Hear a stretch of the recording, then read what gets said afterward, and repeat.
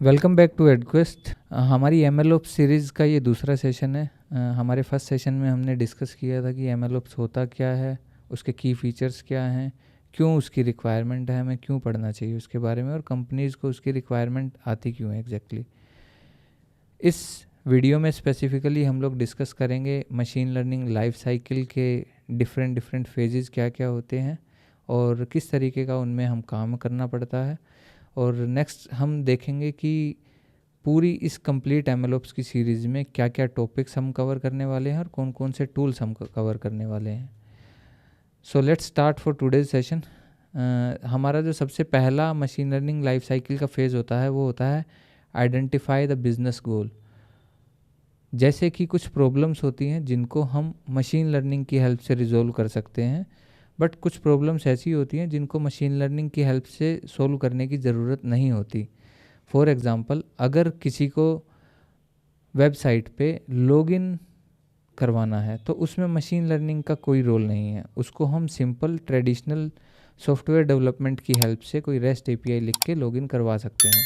But अगर कुछ ऐसी प्रॉब्लम स्टेटमेंट है जिसके अंदर हमारे पास हिस्टोरिकल डेटा है और बेस्ड ऑन द डेटा हमें डिसीजंस लेने हैं, हमें कुछ पैटर्न्स बनाने होते हैं, अननोन पैटर्न्स, जो हर प्रॉब्लम स्टेटमेंट के लिए डिफरेंट हो सकते हैं।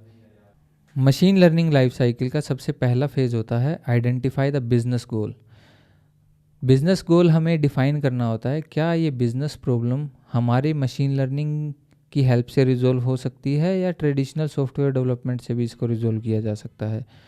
अगर हम डिसाइड करते हैं कि हमारी जो ये प्रॉब्लम है वो मशीन लर्निंग की हेल्प से ही सोल्व हो सकती है, उसके कुछ की फीचर्स होते हैं, जैसे कि हमारे पास हिस्टोरिकल डेटा है। फॉर एग्ज़ाम्पल, अगर किसी को टेम्परेचर प्रिडिक्ट करना है, अगर किसी को ये प्रिडिक्ट करना है कि कल क्या बारिश होने वाली है या नहीं, उस तरीके की प्रॉब्लम स्टेटमेंट मशीन लर्निंग से रिजोल्व हो सकती हैं। अगर किसी को स्टॉक मार्केट का प्राइस प्रेडिक्ट करना है तो वो भी हम प्रेडिक्ट कर सकते हैं मशीन लर्निंग की हेल्प से।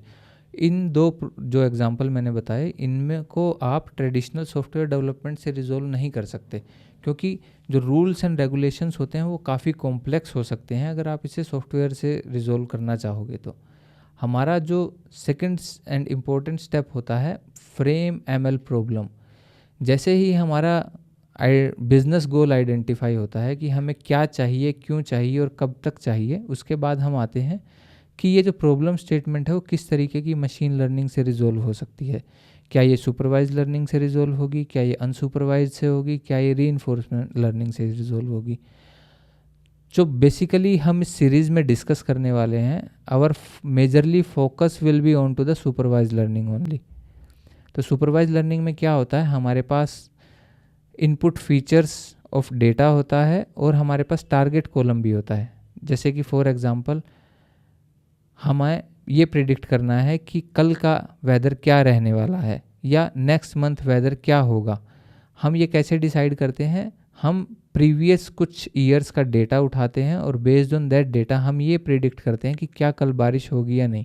उसमें मल्टीपल फैक्टर्स होते हैं कि टेम्परेचर क्या था, ह्यूमिडिटी कितनी थी और एयर का फ्लो कैसा था, प्रेशर कैसा था। मल्टीपल फैक्टर के बेसिस पे हम डिफाइन करते हैं कि यस बारिश होगी, रेन होगी या नहीं होगी। तो वो डिफाइन करने के बाद हमारी, सपोज हमने डिसाइड किया कि जो हमारी प्रॉब्लम स्टेटमेंट है वो सुपरवाइज लर्निंग के अंदर लाई करती है, तो उसका जो नेक्स्ट स्टेप होता है कलेक्ट डेटा। बिकॉज जो हमने एज्यूम किया था ये जो प्रॉब्लम्स थी हमारी वो इस टाइप के डेटा से रिजोल्व होंगी, तो हम वो डेटा कलेक्ट करना स्टार्ट करते हैं। सबसे पहले हमारे पास रो डेटा आता है जो कि एक स्टैंडर्ड डेटा होता है, किसी भी कंपनी के पास अवेलेबल या किसी भी ऑर्गेनाइजेशन के पास अवेलेबल।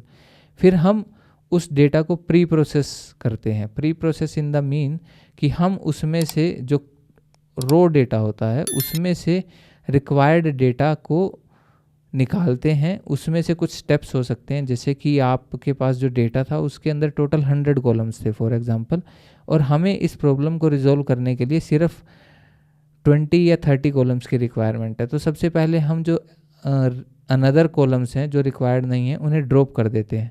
फिर हम डेटा के ऊपर देखते हैं कि हमें डेटा चाहिए जो 24 घंटे का होना चाहिए। अगर कोई रिपीटेड डेटा है उसे ड्रॉप कर देंगे। तो इस तरीके के स्टेप्स जो भी होते हैं हम डेटा प्री प्रोसेसिंग के अंदर करते हैं, जो बेसिकली किसी बड़ी ऑर्गेनाइजेशन में डेटा इंजीनियरिंग टीम का काम होता है। फिर उसके बाद हम उस डेटा को प्री प्रोसेस करने के बाद उसमें से फीचर्स को एक्सट्रैक्ट करते हैं कि जो भी इम्पोर्टेंट फीचर्स हमें रिक्वायर्ड हैं, जैसे कि टेम्परेचर है, एक्यू वेदर का प्रेशर क्या है, AQI क्या था, और मल्टीपल फीचर्स हम एक्सट्रैक्ट कर लेते हैं अपने प्री प्रोसेस डेटा में से, और उन फीचर्स को एक जगह पे स्टोर करके रख लेते हैं। फिर उसके बाद यहाँ से train and tune and evaluate the model, मतलब हम मॉडल को ट्रेन करते हैं, उसे ट्यून करते हैं, और फिर डिस्कस करते हैं कि क्या ये जो मॉडल है वो टेस्टिंग डेटा पे सही परफॉर्म कर रहा है या नहीं। ये जो काम होता है वो मोस्टली डेटा साइंस टीम करती है। अब इसके बाद अगर डेटा साइंस टीम कहती है कि जो मॉडल मैंने ट्रेन किया है वो हमारे टेस्टिंग डेटा पे परफॉर्म अच्छे से कर रहा है, तो वो फिर मॉडल को एक नेक्स्ट लेवल पे भेज देती है जो काम करता है डिप्लॉयमेंट का। अब डिप्लॉयमेंट कैसे होती है, सबसे पहले अगर मॉडल बेसलाइन पैरामीटर्स को क्वालिफाई करता है तो हम उस मॉडल को मॉडल रजिस्ट्री में सेव कर लेते हैं, और सेव करने के बाद फिर हम वहाँ से डिसाइड करते हैं कि क्या हमें इस मॉडल को किस एनवायरनमेंट में डिप्लॉय करना है, क्या ये स्टेजिंग में जाएगा, क्या ये प्री प्रोडक्शन में जाएगा या प्रोडक्शन में जाएगा। तो ये डिसीज़न जो लेता है वो भी डेटा साइंटिस्ट ही लेता है मैनुअली या फिर ऑटोमेटेड पाइपलाइन के थ्रू। और फिर जब मॉडल डिप्लॉय हो जाता है तो हमारा नेक्स्ट और वेरी इंपॉर्टेंट स्टेप होता है मॉडल को मॉनिटर करना। अब मॉडल मॉनिटर करने के मल्टीपल फैक्टर्स हो सकते हैं, आप इसे ऑटोमेट कर सकते हो। मॉडल मॉनिटरिंग के टाइम पे आप क्या मॉनिटर करते हो, क्या कुछ डेटा में चेंज तो नहीं है, या फिर आपका जो प्रॉब्लम स्टेटमेंट थी वो डीके तो नहीं हो गई है, मॉडल ने अपनी जो प्रिडिक्शंस थी उसमें कुछ एम्बिग्यूटी ऐड करना तो नहीं स्टार्ट कर दिया है, या फिर जो इन्फ्रेंस के लिए इनपुट डेटा आ रहा था उसमें कुछ मिसमैच तो नहीं है। तो इस तरीके की जो मैट्रिक्स होती हैं वो हम मॉडल मॉनिटरिंग स्टेप पे लेते हैं। तो ये जो हमारी एंड टू एंड पाइपलाइन है इसको डिज़ाइन करने के लिए हमें किसकी हेल्प चाहिए होती है, MLOps टीम की। MLOps टीम आपकी डेटा प्री प्रोसेसिंग से लेके model training and model evaluation then model registry की पाइपलाइन को बनाता है और उसे ऑटोमेट करने के लिए हेल्प करता है। और उसके बाद एक अनदर पाइपलाइन बनती है जिसके अंदर हम मॉडल डिप्लॉय और फिर मॉडल मॉनिटरिंग के स्टेप्स को इंट्रोड्यूस करते हैं। और यहाँ से हम जो पाइपलाइन डिज़ाइन करता है MLOps इंजीनियर, वहाँ से आप चीज़ों को ऑटोमेट कर सकते हैं। जैसे डेटा कलेक्ट करने के बाद यहीं से हम स्टेप ले सकते हैं कि आपका डेटा प्रिपेयर्ड है या नहीं। अगर आपका डेटा प्रिपेयर्ड है और इंजीनियरिंग फीचर्स के अंदर जाने की ज़रूरत नहीं है तो आप सीधा ट्रेन एंड ट्यून के स्टेप में भी स्टेप इन कर सकते हो। अगर यहाँ पे हमें कुछ एम्बिग्यूटीज़ दिखती हैं तो हम क्या करते हैं कि डेटा इंजीनियर और डेटा फीचर्स की हेल्प से हम डिसाइड कर लेते हैं कि हमें फॉरवर्ड मूव करना है या बैकवर्ड। अगर बैकवर्ड मूव करना होता है तो हम ये वाले स्टेप्स को री इनिशिएट कर देते हैं। तो ये था हमारा मशीन लर्निंग लाइफ साइकिल के फेजेस। और अब हम डिस्कस करेंगे कि इस कंप्लीट कोर्स में हम क्या सीखने वाले हैं और हम क्या लर्न करेंगे। मशीन लर्निंग ओवरव्यू, जो मैंने अभी आपको स्टेप्स बताए, इनको हम इन डेप्थ कवर करेंगे। बेसिकली हम लोग सुपरवाइज मशीन लर्निंग को यूज़ करेंगे। मशीन लर्निंग एल्गोरिथम्स हम डिस्कस करेंगे, कौन कौन से तरीके की एल्गोरिथम्स होती हैं। जैसे फॉर एग्जांपल XGBoost होता है, लीनियर रिग्रेशन होता है। अगर आप डीप लर्निंग पे जाते हो तो आप टेंसरफ्लो यूज़ कर सकते हो, केरास यूज़ कर सकते हो। मल्टीपल ऑप्शंस हमारे पास होते हैं।